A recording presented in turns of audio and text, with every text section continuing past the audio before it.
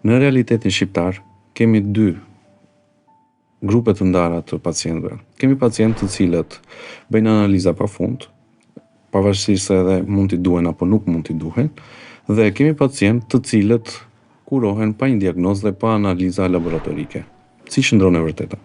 Asnjëra nuk është e duhura, do me thënë, e vërteta qëndron diku midis, tek ekuilibri, do me thënë, nuk jam as për të bërë analiza të tepërta, kur nuk duhen,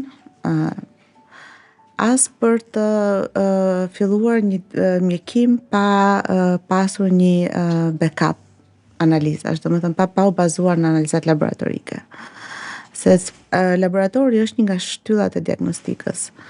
Kështu që besoj që ekuilibri midis këtyre të dyjave është e duhura. Do me thënë të bësh analiza të duhura në kohën e duhur dhe të udhëzuara nga mjeku klinicist, sipas klinikës përkatëse.